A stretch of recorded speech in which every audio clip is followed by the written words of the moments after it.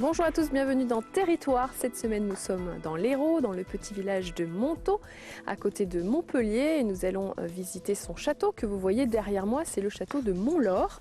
Alors, nous allons découvrir évidemment son histoire, ainsi que l'histoire du village, en compagnie du maire et de l'association du patrimoine de Montaut. Et nous commençons tout de suite ce territoire sur le site du château que vous voyez derrière moi.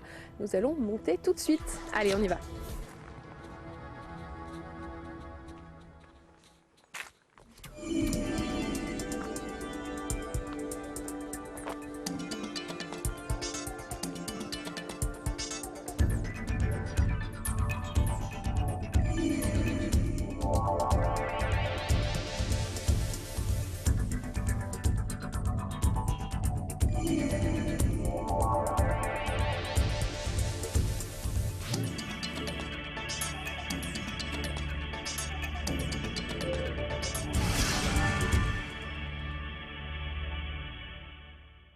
Bon, il a une particularité, c'est un village qui est de 1292 hectares, je veux dire, qui seront diversifiés par de la garrigue, des bois et une grande plaine viticole, je veux dire.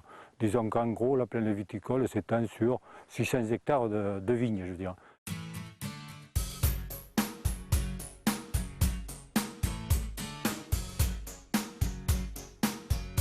C'est un village qui n'a pas perdu trop de potentiel viticole, je veux dire.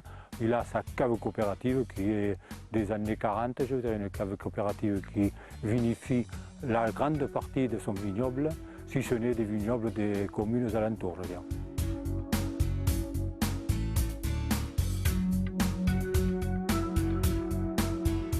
Montaut est un village qui a eu l'eau potable, disons, dans les années 30. Les administrés de l'époque ont mis en place le réseau d'alimentation d'eau potable. À cette époque-là, il y avait le périmètre du château et en même temps, il y avait quand même la zone du village ancienne qui se trouve en bas carrément du village. Et donc cette canalisation a traversé pratiquement une grande surface entre les deux, puisque Montaut est un village pratiquement à hameau. Et au cours des années, je veux dire, compte tenu de l'amenée de l'eau potable, il y a eu des constructions qui se sont faites entre le village très ancien qui est Montaut, le bourg, si on peut appeler ça, et le château, je veux dire. C'était un des gros avantages de ça et qui a fait en sorte que la population de Montaut s'est agrandie.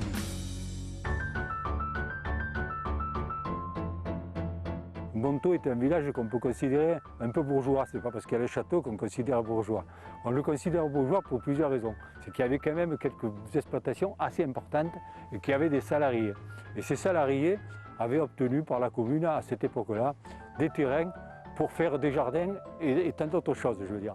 Et comme souvent, quand on exploite un bien communal pendant un certain nombre d'années, disons de l'ordre d'une trentaine d'années, ce bien devient la propriété. Et à ce moment-là, il y a eu quand même des constructions qui se sont faites, des salariés qui étaient dans les grandes exploitations, qui ont pu obtenir des terrains pour pouvoir construire dessus, je veux dire.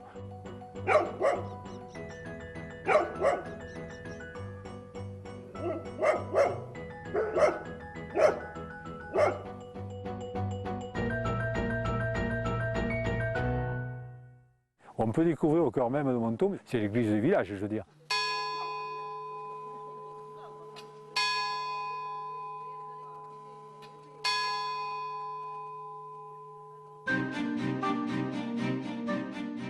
L'église du village quand même qui a été construite, je veux dire, à un endroit. Bon, il y a la mairie qui est en face qui a été construite, mais il y a l'église du village qui est là et qui est d'une certaine époque et qui peut-être, je ne sais pas, a été construite avec des pierres, peut-être qui n'était pas loin du château. À l'intérieur de cette église, malheureusement, elle est fermée parce que vous savez trop bien que le vandalisme qui se produit dans les bâtiments, c'est qu'elle a été fermée parce qu'il y a 3 tableaux qui étaient d'un peintre renommé qui ont été rénovés, je veux dire, récemment et qui sont exposés dans l'église, je veux dire.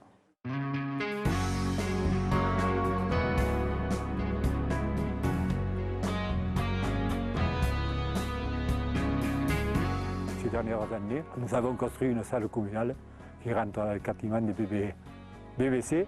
BBC, c'est-à-dire bâtiment basse consommation. C'est-à-dire c'est un bâtiment qui est assez moderne, qui rentre dans le cadre du développement durable, avec des isolations extérieures et la mise en place des photovoltaïques. On essaie de faire le mieux possible pour la commune, parce qu'il faut regarder l'ancien, mais il faut regarder aussi le moderne un peu de notre côté. Et il faut regarder aussi le rentable pour la collectivité. Et le fonctionnement ne soit pas trop, disons, cher au point de vue de nos administrés. Ouais.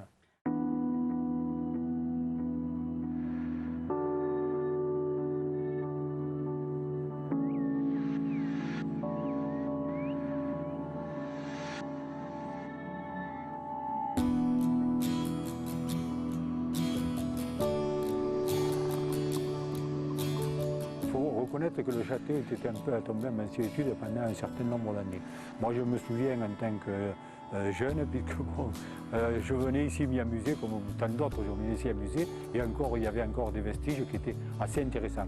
C'est vrai que pendant un certain temps, la végétation sauvage a quand même détruit pas mal les murs de soutènement qui font qu'aujourd'hui, on constate qu'il y a eu des linteaux qui se sont effondrés. On a eu la chance, je dirais franchement, cette année, c'est qu'il y a une association qui s'est mise en place et qui, je pense, petit à petit, apporte des améliorations.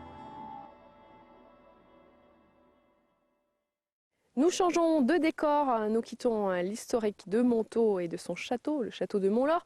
Nous reviendrons tout à l'heure, mais pour l'instant, nous marquons donc une pause pour notre rubrique recette du jour. Nous partons dans le Gard à Colias avec son chef Jérôme Nutil. Dans son restaurant Le Castellas, il va vous proposer une recette à base de rouget, caviar d'aubergine et cèpe poêlé. Miam miam.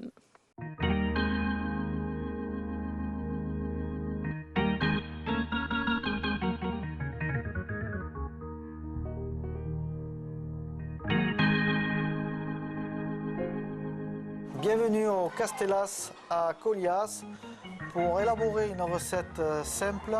Suivez-moi, s'il vous plaît.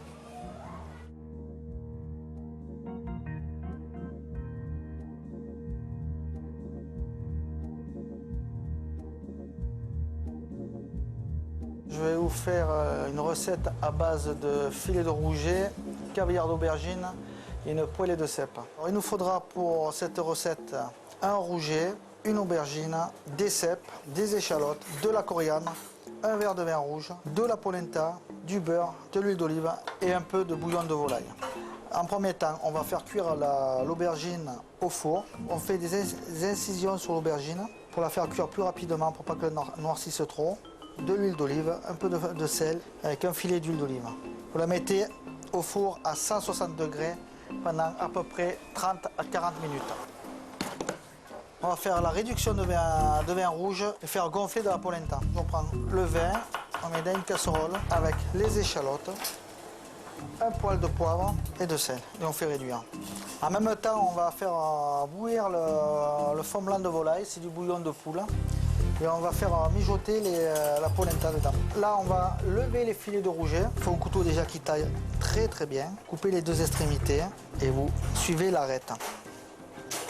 Bon, alors maintenant, on va faire le caviar d'aubergine comme un gnocchi. Alors, on prend les aubergines qu'on a fait cuire au four. Alors, selon les goûts, on peut rajouter un peu de fleur de thym sur l'aubergine. Et là, je vais gratter l'aubergine. Voilà. Et là, on va légèrement hacher, grossièrement. Maintenant, je vais prendre un peu de polenta et incorporer le caviar. Une goutte d'huile d'olive, un peu de sel, un peu de poivre. On va faire mijoter les cèpes. Alors, on prend du beurre, un peu d'huile d'olive. Je prends un cèpe, je coupe légèrement sur les côtés et après au milieu. Comme ça, et je démarre à froid. Comme ça, quand le cèpe va commencer à colorer, il sera déjà presque cuit. La poêlée de cèpe, ça va se marier très très bien avec l'aubergine et la coriandre. Et ça va faire une harmonie automnale pour ce plat. Je passe la réduction au chinois, en bien pressant, pour garder tous les sucres. Et on va faire réduire à glace. Vous voyez les cèpes là, ils colorent gentiment. Et on les arrose. La sauce, vous voyez à côté, elle réduit bien. Et je vais ajouter une noix de beurre pour arrondir la sauce. Voilà.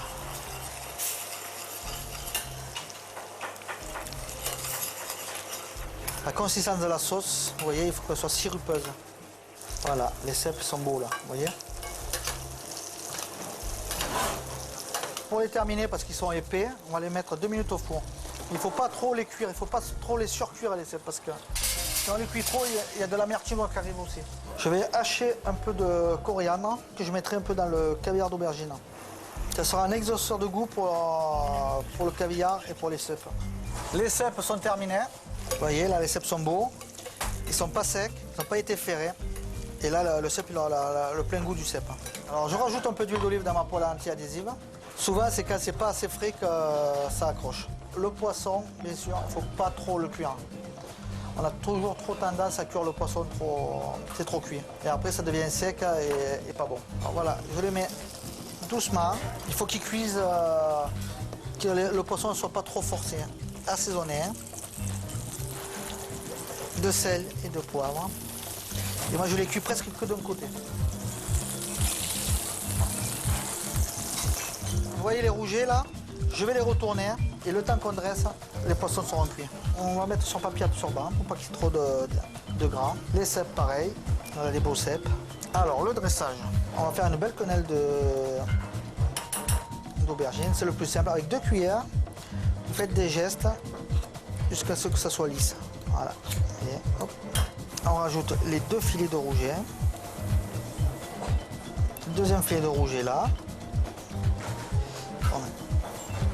On va mettre la coriandre et on met la sauce. Alors on en met un petit peu là et après on peut faire un petit filet autour. Et le plat est terminé. Voilà, c'est un plat qui est très simple à réaliser. Le principal c'est d'avoir des bons produits. Voilà, alors le filet de rouget il est prêt à partir. Alors j'ai rajouté un peu de fleur de sel et de pomme minette pour au dernier moment qu'il y ait un peu de craquant de fleur de sel de Camargue. Avec la réduction de vin rouge, j'ai mis un petit filet d'huile d'olive picholine AOC pour avoir quand même ce côté nîmois. On peut faire à la place de l'aubergine une purée d'artichaut. On peut mettre un petit morceau de foie gras poêlé dessus légèrement. Ou aussi avec des fleurs de courgette en été, on peut mettre le filet de rouget dans la fleur de courgette.